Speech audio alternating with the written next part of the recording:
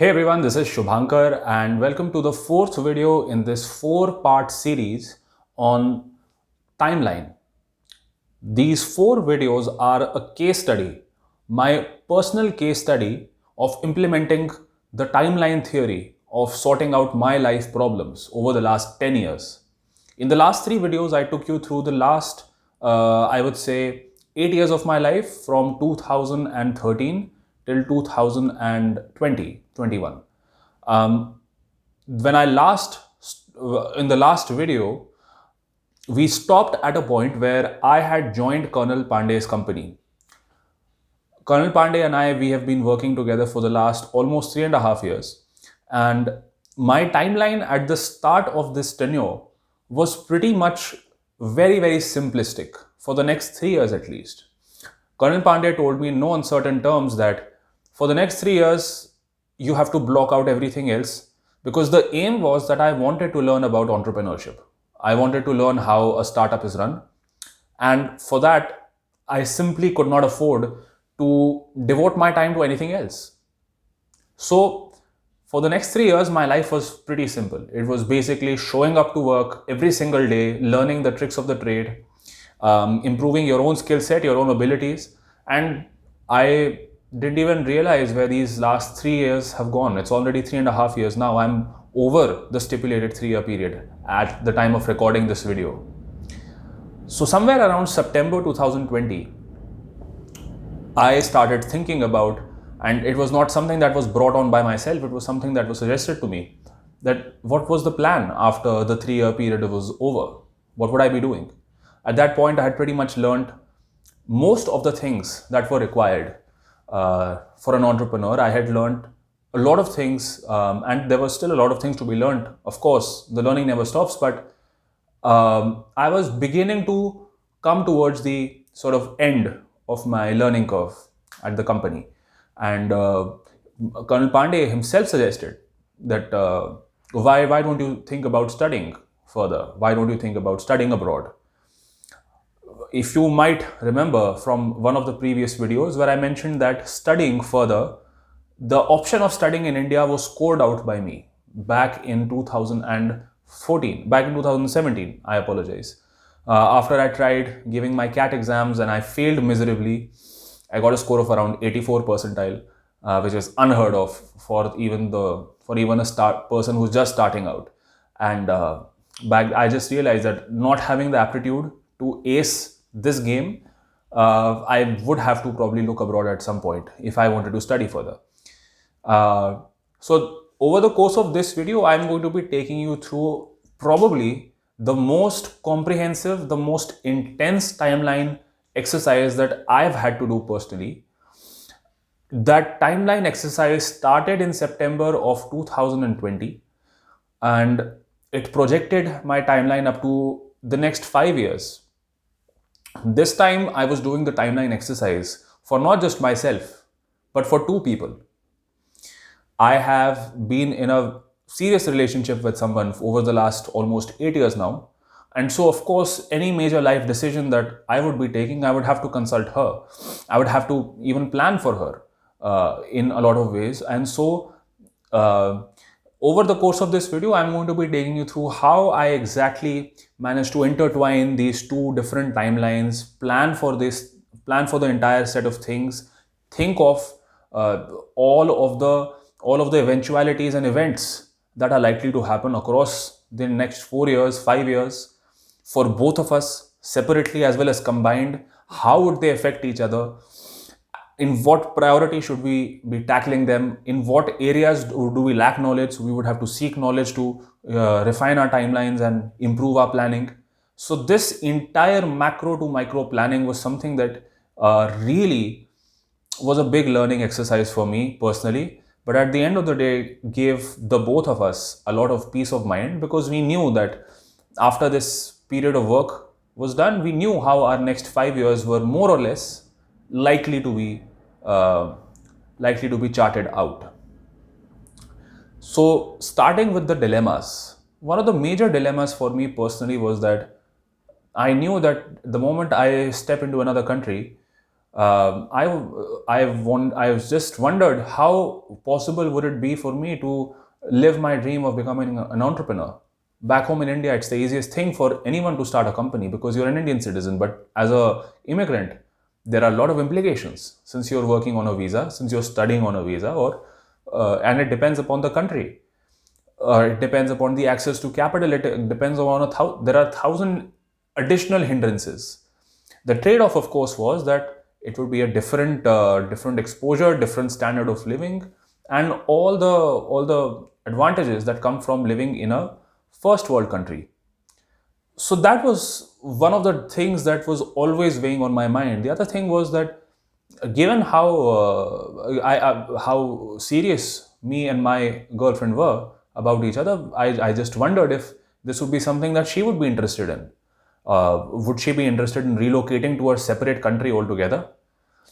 What would I do if she said no? If she said she didn't want to move out of the country? That was one of the second biggest dilemmas. And then after that, of course, the usual questions as to where would I go, what type of course would I do, what would be the job opportunities in that country, what would be the financial costs of going abroad and studying for a year or two. Would I be able to manage that financial burden? Would my family be able to? How would we support ourselves? How would I finance it? All of the related questions. But for me, these two major questions about entrepreneurship and also about my relationship, they were both core. If I did not answer these, I could not even begin to address the rest of the questions. And so, through all of this confusion, I just started putting things in a order where I just started thinking about what were the core issues. Once I came down to my core issues, I started thinking about it deeply. A couple of discussions, perhaps with friends, with people who were already working in the UK, in Europe, in US, in Australia, different countries, talking to them, talking to Colonel Pandey. Uh, all of that really just helped me distill and clarify my thoughts. At the end of the day, what I realized was that, number one, entrepreneurship is not location dependent. Yes, there are differences. It's easier probably working in your own, building a company in your own home country. But if there is a, but it's not impossible. I also started thinking a lot about digital entrepreneurship, which is something that we are attempting to build, Colonel Pandey and I, through this channel, Quantum Personality. We also have a different YouTube channel called, which is in the name of Colonel Pandey, where we talk about entrepreneurship, where we talk about youth and mind power, about forces and veterans, forces, widows, and veterans. We talk about anything under the sun. We write blogs. We monetize blogs. We learn about SEO, digital marketing, whatnot. So basically, we both started, this concept of digital entrepreneurship, where even I realized after a point that entrepreneurship really doesn't have to be location dependent. You don't even have to have a registered company. It can be something as simple as running a successful YouTube channel, running a successful blog or a website. And once that mindset set in, then I realized that yes, I was free to um, go out, gain the kind of exposure that even I desired at some level, and at the same time pursue my passion of entrepreneurship. That's the power of the internet, in a way. Now, would I be as likely to start a physical business abroad as I would be probably working in India? Of course not. So that was always going to be a trade off. But at the end of the day, somewhere I realized that this was something that I convinced myself, rather, that I could do. So that point was scored out. Secondly, with regards to my girlfriend, we both spoke about it. We had a conversation, and to my surprise, she was extremely open. She was extremely receptive to the idea of moving out in the future. And once I realized that that was not going to be a roadblock, then I was extremely clear. I was extremely clear-minded as to how my timeline should be planned. So that's when I started thinking about the future. That's when I started thinking and planning for the both of us as to what would be the potential issues down the line, and how can we sort of mitigate them today? How can we think about them today? So, starting off with myself, I wasn't even clear where I would be going. So, I started researching a lot. I looked at all of the major countries, their educational institutions, their job opportunities. My personal desire also came into play because I wanted to go to a place and to a country which was a startup hub. I wanted to work in startups.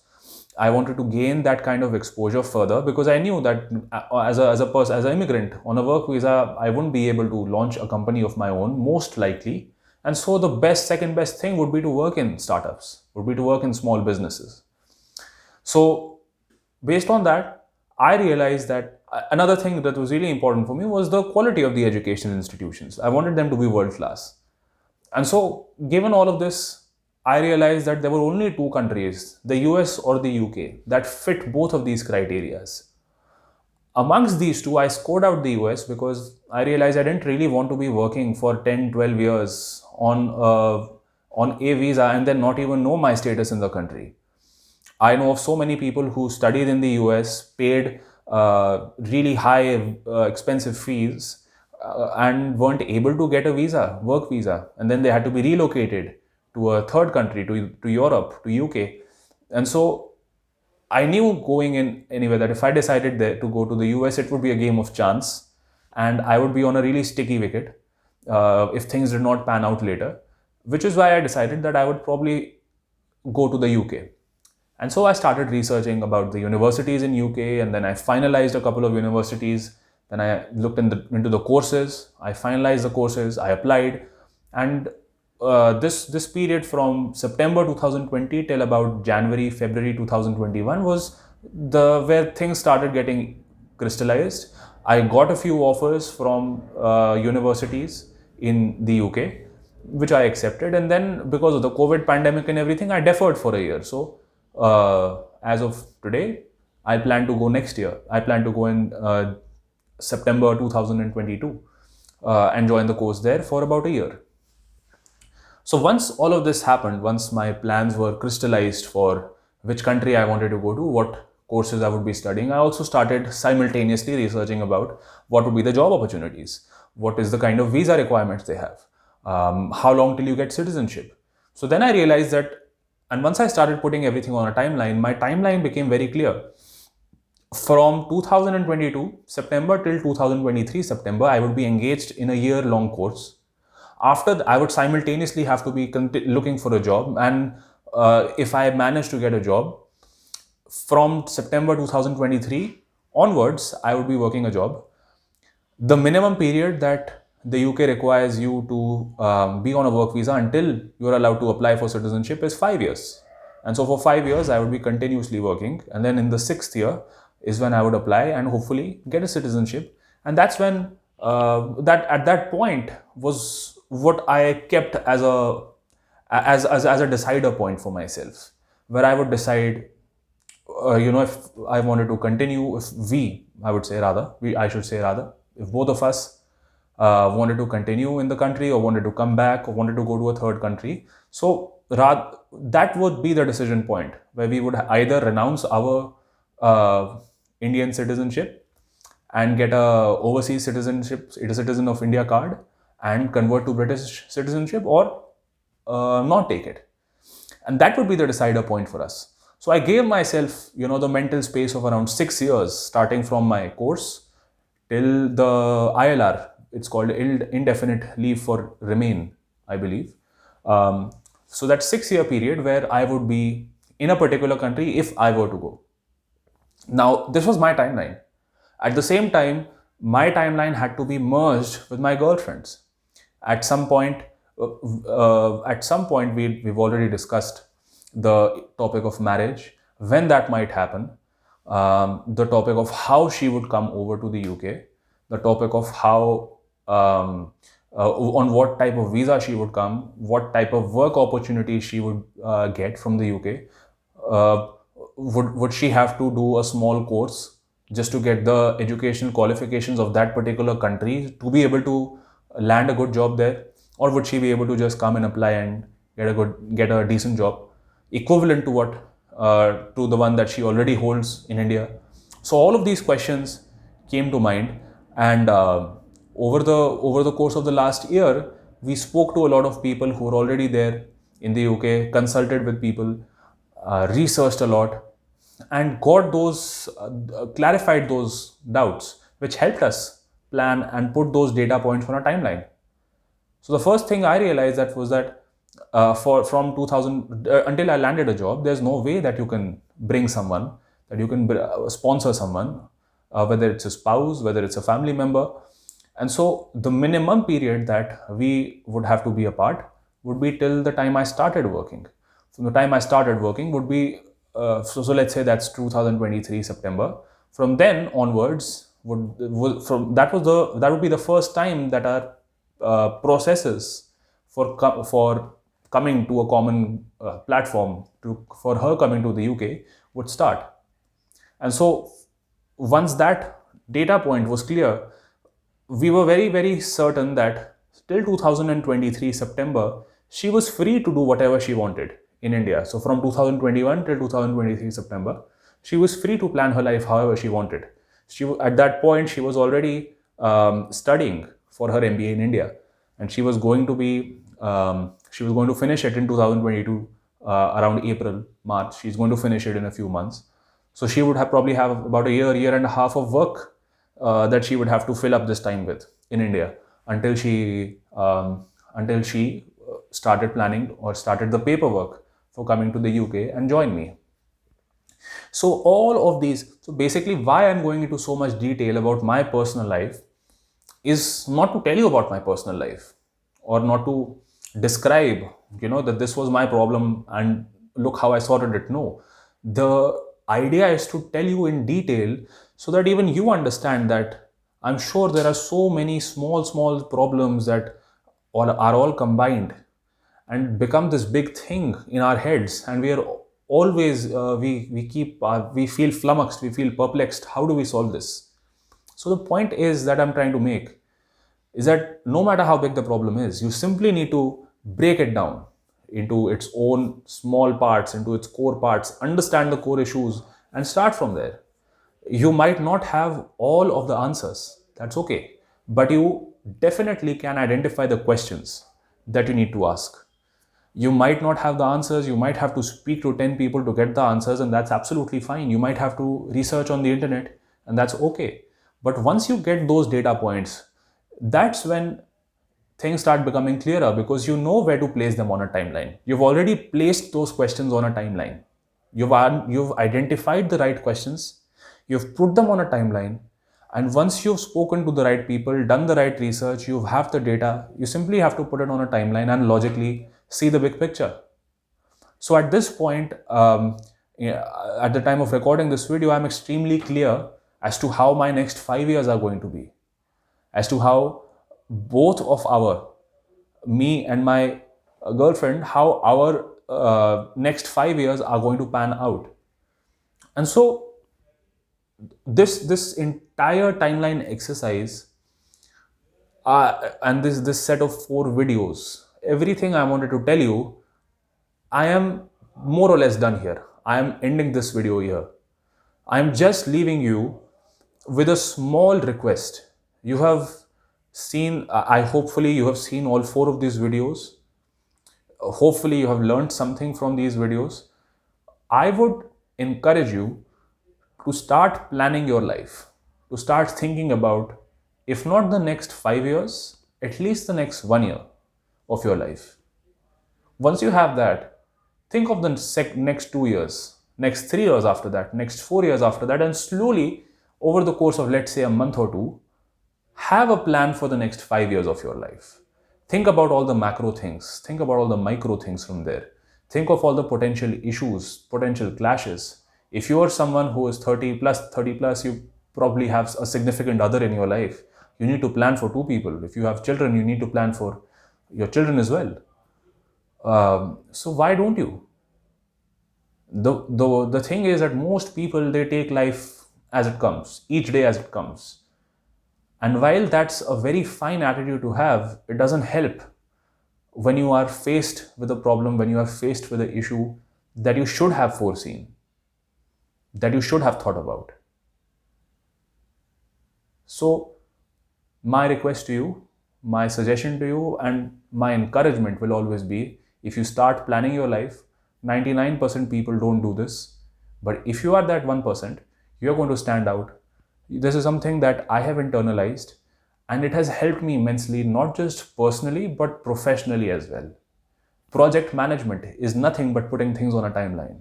If you're able to think of 100 things simultaneously, deconstruct them to their core parts, put them all on a timeline, you are going to rise like anything in the professional scene, because that's a skill that is counterintuitive to most people. Most people don't think this way, at least the ones I have encountered.